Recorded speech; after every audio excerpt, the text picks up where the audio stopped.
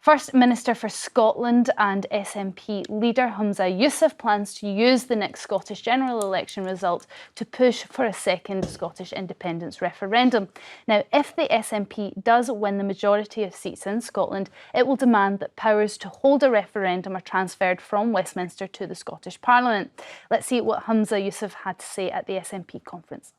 If they are going to deny us a referendum, then let us use the next general election to put independence front and centre. Because be in no doubt, conference, this party will never shy away from or abandon our fight for Scotland's independence. Now, back in 2014, the Scottish people voted against Scotland being an independent country. Both Rishi Sunak and Keir Starmer have rejected calls for a second Scottish referendum. What's changed since then, though, Emily? What do you think? Well, all that's changed is the SNP is falling in popularity. So they and know. They left the EU. And they left the EU, but they're merely trying to appeal to their core base. They're in trouble. Labour's probably going to win a sizable amount of seats back from the SNP. And his opening line there is very telling. If they're going to deny us a referendum, we didn't deny them a referendum. They had one only 9 years ago. They lost. If you poll the Scottish people right now, they're still going to lose. What is the point? It costs money. It takes a huge amount of effort in Westminster to fight a referendum.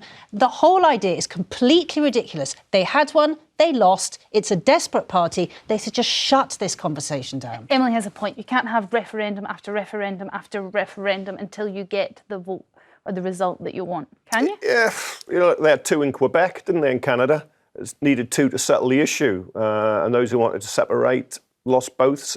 And then that was it. It was finished. Now, look, I want Scotland to stay in Great Britain.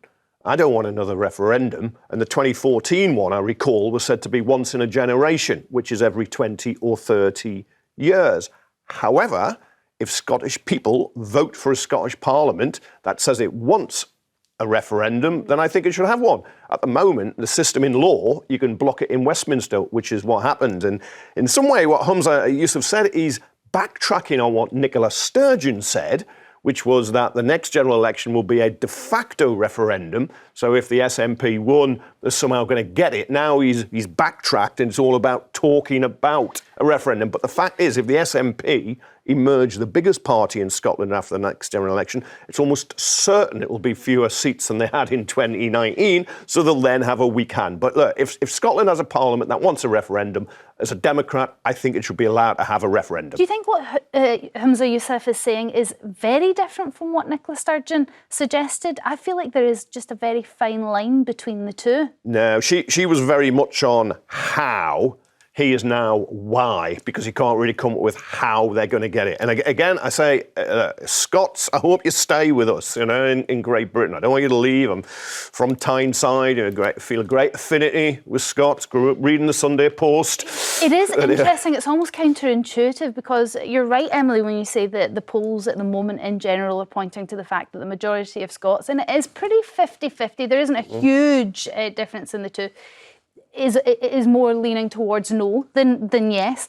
So you sort of question why Keir Starmer and Rishi Sunak are saying absolutely not to a referendum, because if they just gave it now, it would be another no, and maybe they would be able to forget about it for a while. Whereas what they're doing now could galvanise the wish for independence in Scotland. It could bolster that feeling, and they could look at a bigger problem down the line. We have enough problems on our plate as a country at the moment, Scotland included. We do not need to waste the time and energy on a pointless referendum that was decided only 9 years ago. We agreed then, once in a generation. Why don't they just wait? If the polls were like 70-30, fine. But to fight an incredibly tiring, expensive Scottish referendum... Okay. I'm sorry, it's completely pointless. They are a failing party. I mean, they are clawing at straws right as now. You talk, I'm desperate to speak to someone who's just be chomping at the bit to have a say. Let's talk now to journalist and documentary maker for BBC Scotland, Alistair Heather. Alistair, what do you make of what you've just heard the panel say?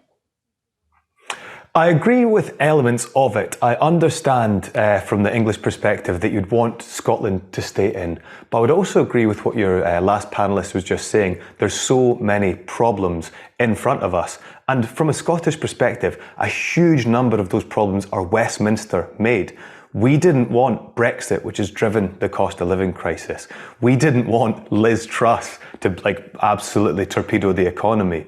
We didn't want so much of what's been going wrong down there, the corruption, the endless instability of governance.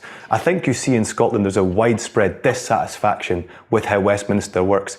Even when Labour recently won a by-election, they only got 37% turnout. People are weary and don't see change coming from Westminster. What we do see, though, is since that referendum in 2014, that independence has become even more popular. People in Scotland understand that setting up a new state, a new Scotland, under which we are in control of it, we can start to make things meaningfully better for people that are here. You guys were talking about single-year jail sentences. We did that already. We've had no jail sentences, no jail time for people on less than 1 year tariffs for a long time, and it's making things better. We are, through Holyrood, improving things that are in Scotland's power to improve, and we're just shackled to this failing Westminster system. Of course people want out, and so what Hamza said is, if the Scottish people want the referendum, vote for the SNP. Labour, who look like they're going to win the Westminster election, will then be allowed to give us a referendum. It's obviously got a mandate from the Scottish people after the general election. Keir Starmer's already told you wouldn't be getting that, and Emily's chomping also, at the bit. I just need to bring something up. You say the problems are in Scotland because of Westminster. You actually have an enormous amount of power in Holyrood.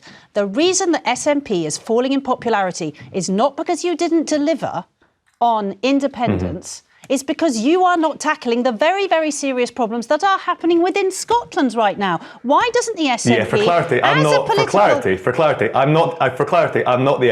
I'm not here to represent the SNP. Okay, I support Scottish independence. The SNP poll much lower currently than Scottish independence. The independence issue is far broader than just one political party, and it shows your misunderstanding of Scottish democracy that you think independence and the SNP are the same thing. They absolutely are not. It's the party fighting for it, and you have a huge amount of problems. You're blaming all your problems on Westminster and saying that Scottish independents are going to fix them. Maybe instead of focusing on a referendum, the political parties, all of them, by the way, but the SNP is the one that is the one that's fighting for independence. Let me finish, please. You need to focus on the problems in Scotland that you have power Okay, I'm over. going to interrupt both of you now to go to our callers, but stay with us, Alistair. Suzanne from Argyll and Bute, what's your views on this? Does there need to be a second Scottish independence referendum? Oh, yes, so much so. I'm sorry, but your lady on the panel, as somebody and an English person that has lived in Scotland, and my whole clan live in Scotland, all the youngsters in Scotland, the SNP is not the big issue. Independence is, so that young people in Scotland get to have a voice, and not being allowed to have a referendum is ridiculous. But young people had a voice back in 2014, and the vote came out. No, that they didn't want Scottish independence. And that was supposed to be a once-in-generation vote, as Emily said. So what's changed that makes you think we need another one? Grandmother, I have grandchildren in their early 20s, and my youngest grandchild is 2 years old. I've got quite a few in between. So I've got two generations of children since 2014, and my whole clan is Scottish. And they're young and they're independent and they want to change things, but they can't do that while we're still anchored to Westminster. Suzanne, I've heard this argument that leaving is the answer, in this case independence. I've heard it before. I heard it in the Brexit referendum. When people backing Brexit said it would answer everything. It was the big EU that was the cause of all the problems. And I would suggest it's not turned out like that. And actually Scotland leaving Great Britain, rest of the UK, would be a bigger hammer blow. In the 60s. I'm an outlander. I'm born English. Yeah. And I'm ashamed of my generation and of the way that we treat people everywhere, especially down south. It's been awful. But I do know that the Scottish Government and the SNP have been getting so much of it. I see it on the ground, in the schools, that are being built and a lot of stuff that's being put into force because of what we have here now, but we really need it in our hands and our youngsters' hands so they get a chance to change things. Suzanne, thank you very much for your call. Jeffrey from the Isle of Man, what do you think? A second Scottish referendum? No, Storm. What? I don't believe it. I mean, Scotland was We've told had that enough. they would be able to stay in the EU when they voted in 2014.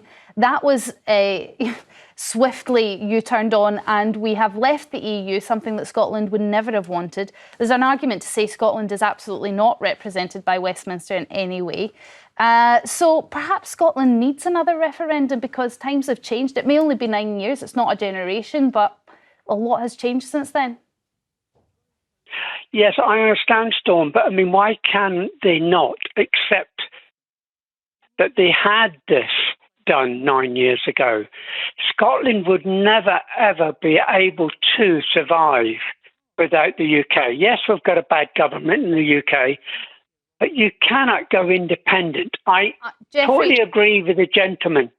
Totally agree with the gentleman. Well, I don't know which gentleman, because I think both of them might disagree with you. But Jeffrey, Alistair, I'm going to allow you to come back on that one because I saw you had quite a significant reaction when he said that Scotland wouldn't be able to survive.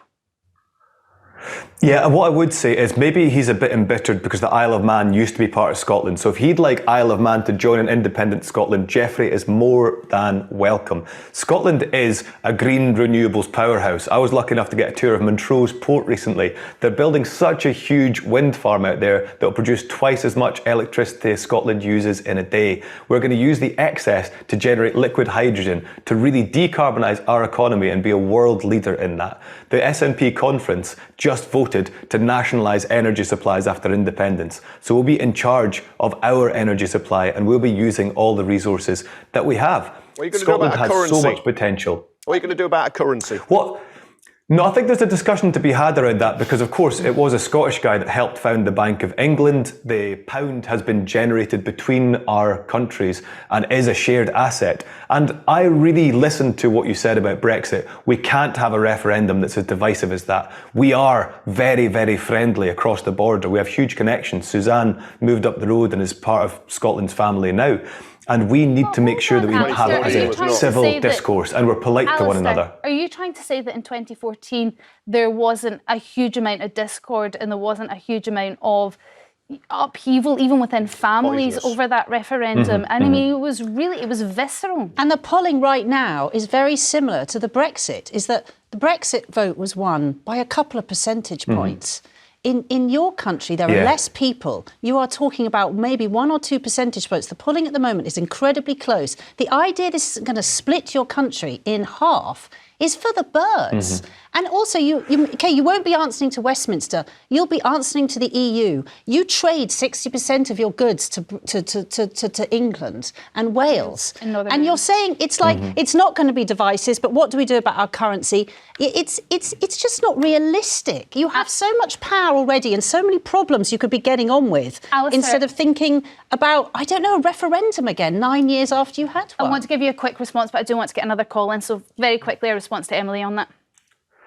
I would just say, it's up for the Scottish people. Democratically, this is meant to be democracy. Humza Yousaf has given us the opportunity at the next election to say whether we want a referendum. If we democratically say that is our priority, that is what we want control over the cost of living, then the Scottish people will say it, and it's only fair that Westminster respond and allow us to have a referendum. Alistair, thank you. Linda from Kent, what do you think about a second Scottish independence referendum? Yes, fine. I've got no problem with a second referendum, but only if it's a complete independence. Nothing from Westminster, nothing financed from Westminster. And can I also say, can we have a vote as well? The rest of the United Kingdom, perhaps we don't want Scotland as part of the United Kingdom. That's interesting, Linda. Let me put that to Alistair. What do you think? 2 things there. First of all, if Scotland was to become independent, they get absolutely no money at all from Westminster. And also, could England have a vote? So Westminster is obviously a parliament that represents both Scotland and the rest of the UK at the moment, so we'd have to divide up our assets. Of course we would. We've fed into the UK, we've been part of it, so we'll take our assets back out of it, and we'll do it far more reasonably than your caller in Kent is suggesting we would. Like, it would be done on a very friendly terms. And I think that, you know, Scotland has been a big part of the UK culturally, and it will continue to be. Like, we will still be friends, we'll still share so much. But hasn't Scotland benefited in terms of, with the Barnett formula, per head of population every year Scotland gets back far more than it puts into the Westminster coffers? I would say those numbers are very, very fudged, and it's unclear actually. But what I'd also say is Scotland is so full of natural resources, and under Westminster's leadership, we aren't making the most of them. So Scotland would be much more economically buoyant as an independent country. Like, I am half New Zealander, and New Zealand used to have 83% of its trade would go to Britain until Britain joined the European Union and abandoned New Zealand. New Zealand just diversified its economy and is now a booming, independent economically country. Scotland would do exactly the same. When Ireland was under the shackles of Westminster, it too looked too poor to be independent. Once it went independent, it started to thrive culturally and economically, and Scotland would do exactly the same. If we're so poor, then why are all the other Northern European countries, just like Scotland, like Finland, like Iceland, like Norway, which actually would love a lot of the resources we have, why are they doing so well without Westminster rule? Okay, Scotland would do just as well. We'll have to see what the results are in 2026. We've run out of time on this one, and we've got loads of calls, so we could have gone on and on and on.